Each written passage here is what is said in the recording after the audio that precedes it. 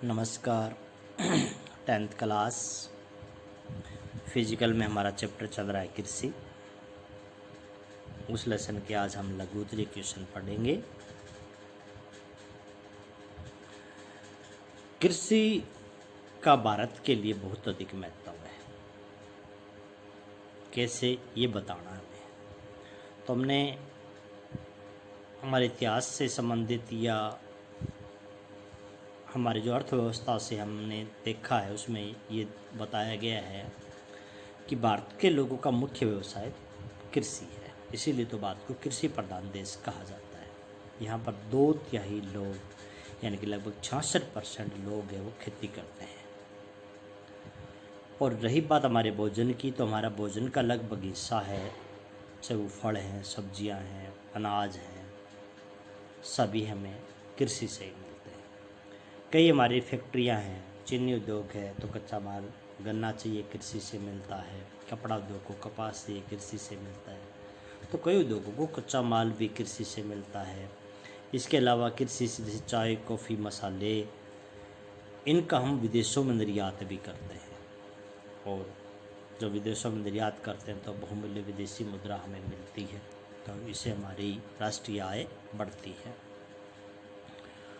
रोपण कृषि कौन सी होती है? तो हमने पीछे परिभाषा में पढ़ा था कि लंबे चौड़े क्षेत्र में एक ही फसल उगाना रोपण कृषि कहलाता है। ये एक व्यापारिक कृषि है कि रोपण कृषि में जो उत्पादन किया जाता है वो लगभग बेचने के लिए, जैसे चाय रोपण कृषि है, कॉफ़ी रोपण कृषि है, केला रोपण कृषि है, गन्ना रोपण कृषि है। तो इसलिए इसको व्यापारिक कृषि कहते हैं। लंबे चौड़े क्षेत्र में एक ही फसल बोई जाती है। रोपण कृषि में जो उत्पादन होता है वो लगभग उद्योगों में कच्चे माल के रूप में प्रयोग होता है। रोपण कृषि में पूंजी पैसा कुछ ज़्यादा चाहिए, मजदूर भी आवश्यकता पड़ती है, और इससे जो उत्पादन होता है वो उद्योगों में कच्चे माल के रूप में भी प्रयोग किया जाता है। चाय, कॉफ़ी, रबड़, गन्ना, केला, ये हमारे रोपण कृषि के उदाहरण हैं। रबी की ऋतु है, उसकी विशेषता बतानी है। तो हमने पहले भी 2-3 बार पढ़ लिया कि रबी की ऋतु है वो सर्दियों के आरंभ में यानी कि अक्टूबर से दिसंबर तक फसल बोई जाएगी, और गर्मियों में यानी कि अप्रैल तक फसल कट जाएगी। अप्रैल में रबी की फसलें कट जाती है। रबी की फसलों में जैसे गेहूँ है, जौ है, मटर है, चना है, सरसों है, ये सारी रबी की फसलें हैं। गेहूँ तथा रबी की अन्य फसलें देश के उत्तरी भारत में जैसे गेहूँ बोया जाता है। पंजाब, हरियाणा, हिमाचल, जम्मू कश्मीर, उत्तर प्रदेश, यहाँ इन राज्यों में गेहूँ काफ़ी क्षेत्र में बोया जाता है। गेहूँ रबी की फसल है। और उत्तर भारत में जैसे पंजाब है, हरियाणा है, यहाँ सर्दियों में कई चक्रवातीय वर्षा होती है। लगभग हमारे उत्तरी भारत में सर्दियों में वर्षा होती है, बाकी भारत में सर्दियों में वर्षा नहीं होती। तो ये जो वर्षा है ये रबी की फसल के लिए बड़ी अच्छी होती है। पंजाब, हरियाणा, उत्तर प्रदेश, राजस्थान में जो हरित क्रांति जो भारत में आई थी, जो फसलों का उत्पादन बढ़ा था, वो इन राज्यों में ही आई थी। यहाँ पर गेहूँ और चावल का उत्पादन बहुत ज़्यादा बढ़ा था, उसी को ही हरित क्रांति का नाम दिया गया था। उसके बाद अगला हमारा खरीफ की फसल की बात बतानी है हमें। तो खरीफ की जो फसलें हैं वो मानसून आरंभ होता है लगभग हमारा जून जुलाई में, तो उस समय ये फसलें बोई जाती है। मई, जून, जुलाई के और सितंबर, अक्टूबर में ये फसल कट जाती है। तो जैसे अब हमारी खरीफ की ऋतु चल रही है, तो जैसे चावल अब बोया जाएगा, कपास है, ज्वार है, बाजरा है, अरहर है, मूंग है, मूंगफली है, ये सारी खरीफ की फसल है। चावल जैसे पश्चिम बंगाल में, उड़ीसा में, आंध्र प्रदेश में, तमिलनाडु में, बिहार में, उत्तर प्रदेश में भी काफ़ी इलाके में चावल बोया जाता है। अब फ़िलहाल पंजाब, हरियाणा के अंदर भी चावल बोया जाने लगा है, क्योंकि यहाँ पर सिंचाई के साधन अच्छे हैं। और ये कहता है कि बंगाल, उड़ीसा में तो चावल की साल में 3-3 फसलें उगाई जाती है। अलग अलग वैरायटी होती है चावल की, जैसे ओस है, अमन है, बोरो, ये चावल की वैरायटियाँ होती है। तो वहाँ तो कहता है साल में 3-3 फसलें चावल की ली जाती है। अगला क्वेश्चन है, भारत में गेहूं की फसल के लिए भौगोलिक परिस्थितियाँ बतानी है। तो गेहूं हमारी दूसरी मुख्य खाद्य फसल है, पहली चावल है। उत्तर पश्चिमी भारत में, जैसा कि हमारा इस मैप में दे रखा, देखो ये इलाका है ना, ये गेहूं का मुख्य है। जैसे गेहूं ये जो यहाँ दे रखा है, गेहूं बोया तो यहाँ कम, ये जो इलाका है ना जो ज़्यादा डार्क वाला, ये हमारा यहाँ गेहूं सबसे ज़्यादा होता है। पंजाब है, हरियाणा है, राजस्थान है, उत्तर प्रदेश है, मध्य प्रदेश है, यहाँ गेहूं सबसे ज़्यादा बोया जाता है। अभी की अगर इसकी भौगोलिक परिस्थितियों की बात करें तो हमने पढ़ा था कि गेहूं एक तो रबी की फसल है,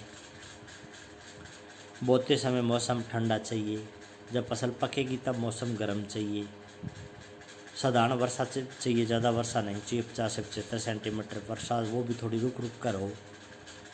उपजाऊ मिट्टी चाहिए गेहूं के लिए, इसीलिए तो दोमट मिट्टी या जलोढ़ मिट्टी गेहूं के लिए अच्छी मानी गई है। समतल भूमि होनी चाहिए ताकि अगर वर्षा न हो तो सिंचाई करते हैं उसके अंदर, सिंचाई करने में कठिनाई ना आए। वही बात होती कहाँ है तो पंजाब है, हरियाणा है, उत्तर प्रदेश है, बिहार है, राजस्थान है, यहाँ गेहूँ मुख्य रूप से बोया जाता है। उसके बाद भारत में मक्का की कृषि की बात करें तो मक्का हमने भी पढ़ा है, मोटे अनाज के रूप में मक्के की हम गिनती करते हैं, और मक्का भोजन तथा चारा दोनों में यूज किया जाता है। मक्का खरीफ की फसल है, 21 से 27 डिग्री तापमान चाहिए, अच्छे बीज, खाद, सिंचाई के साधन जरूरी है मक्के के लिए। कर्नाटक, उत्तर प्रदेश है, बिहार है, इन राज्यों में मक्के की खेती की जाती है। निर्वाह और व्यापारिक कृषि में क्या अंतर है? तो निर्वाह कृषि जिसमें हम खाद्यान्नों का उत्पादन करते हैं और अपने निर्वाह के लिए, किसान अपने गुजारे के लिए उत्पादन करता है, व्यापार नहीं करता उनका। जबकि व्यापारिक कृषि में नकदी फसल बोता है किसान, यानी कि बेचने के लिए, कपास है जैसे। निर्वाह कृषि प्राचीन काल में की जाती थी, या फिर आजकल जो पहाड़ी इलाका है जहाँ पर लोग जो स्थानांतरित कृषि करते हैं लोग, वो निर्वाह कृषि है। व्यापारिक कृषि आजकल जो आधुनिक समय में जो कृषि होती है ये व्यापारिक कृषि है। आजकल तो फसलों का विशिष्टीकरण हो चुका है, आजकल तो किसान उस फसल को बोता है जिससे उसको लाभ ज़्यादा मिले। जैसे पश्चिम बंगाल में पटसन, चावल, उत्तर प्रदेश में गन्ना, गेहूँ, काली मिट्टी वाले प्रदेशों में कपास, कहीं भारत में रबड़, केवा, सब व्यापारिक फसलें हैं। उसके बाद अगला क्वेश्चन हमारा गहन कृषि और व्यापारिक कृषि में अंतर बताना है। तो गहन कृषि वहाँ की जाती है जहाँ भूमि कम होती है और जनसंख्या ज़्यादा होती है, क्योंकि वहाँ अपनी आवश्यकता पूरी करने के लिए फिर हम कम भूमि पर ज़्यादा उत्पादन करते हैं, उसमें अधिक पैसा मेहनत करते हैं। जबकि विस्तृत कृषि वहाँ होती है जब भूमि ज़्यादा होती है, जनसंख्या कम होती है। गहन कृषि में हम रासायनिक खाद, अच्छे बीज, दवाइयों का प्रयोग करते हैं, सिंचाई के साधनों का प्रयोग करते हैं, क्योंकि हमें कम भूमि पर ज़्यादा उत्पादन करना होता है। जबकि विस्तृत कृषि में श्रमिकों की कमी होती है, क्योंकि जनसंख्या तो कम होती है, तो वहाँ ज़्यादातर काम मशीनों से किया जाता है। गहन कृषि में प्रति एकड़ उत्पादन ज़्यादा होता है, क्यों? अच्छे बीज, खाद का इस्तेमाल होता है। विस्तृत कृषि में प्रति एकड़ उत्पादन कम होता है। गहन कृषि में साल में 2-2 फसलें ली जाती है, जबकि विस्तृत कृषि में साल में लगभग बड़े पैमाने पर एक ही फसल ली जाती है। तो ये 8 क्वेश्चन आप याद करोगे, और क्वेश्चन नंबर जो ये 8वां है ये आपको राइट करना है। धन्यवाद।